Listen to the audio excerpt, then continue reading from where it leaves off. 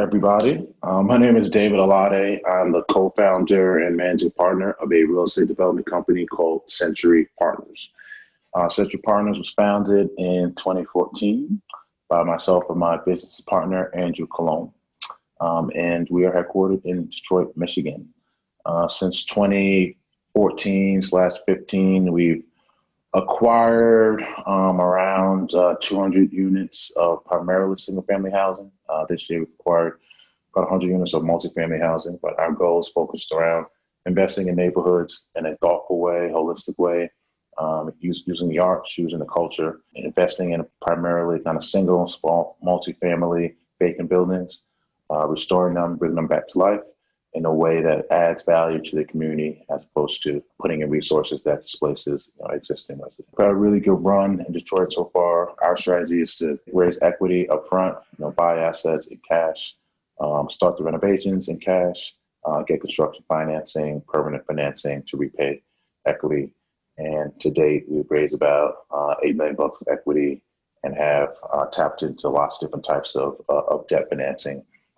From federal block grants, CDBG, to construction financing, lines of credit, permanent financing, from traditional banks as well as banks in the CDFI, Community Development Financial Institution community. One of the challenges I would say we've come across, not only us, but my business partner, his family, other folks, developers in the development community, is a lack of access to financing. And that could be equity financing for even folks who have good experience, have a strong track record, and as well as debt financing for folks who have a good track record. On the debt financing side, I think that is some of the most problematic elements of development.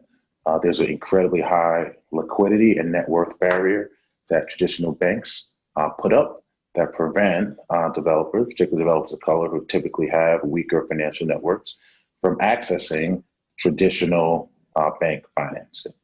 And because they're not able to access traditional bank financing, the alternative is either just to use your equity, the little equity they have, and therefore they get very little leverage and therefore very limited wealth upside, or they're kind of put into, developers of color, they're put into these discrete pool of CDFI related financing, where not only is the barrier pretty high just to get regular financing, the guarantees are more onerous, and the interest rates are way higher. I mean, often multiples higher than traditional financing.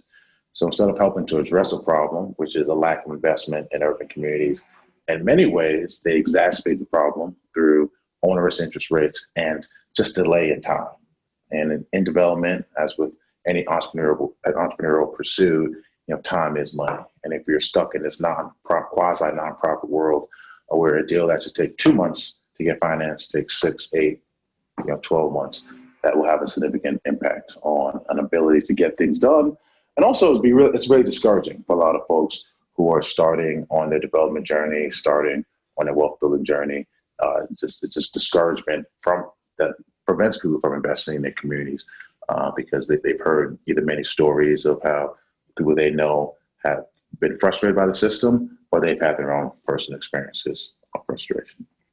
So that's one thing I think our company is working on, trying to identify ways to, in this new world we're living in with COVID and a more focus on racial inequity. How do we get more developers of color access to the massive $1 trillion commercial real estate financing market to help really build wealth in these communities? Another thing I focus on, and I also want to give a shout out to Abby and Sam for allowing me to talk to you guys, is the way affordable housing is traditionally financed. And the way it's financed, it incentivizes developers to make very short-term decisions, because the money they make is only via the developer's fee, which is paid upon project completion. The way these deals are structured, there's very little cash flow that it creates the equity through the life of the deal, which results in deteriorated physical conditions of the asset over time because there's no money to reinvest in the property.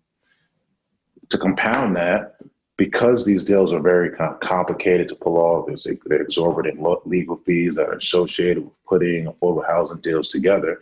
And therefore, also only big development companies typically are eligible or are awarded loan tax credit, CDBG, all of these federal and state tools to finance the development of affordable housing.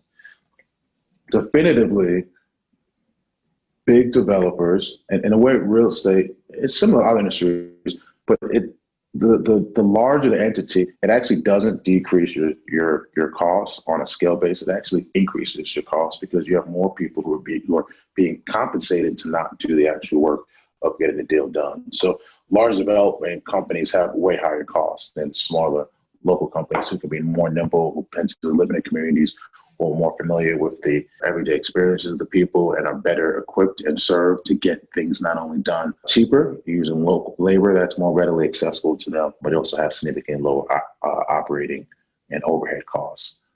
So I think one thing we should think about is how we're financing affordable housing development, who we're choosing and selecting to this development, and how do we reduce the barriers to accessing traditional bank financing to really create meaningful wealth in the communities that we say we care about.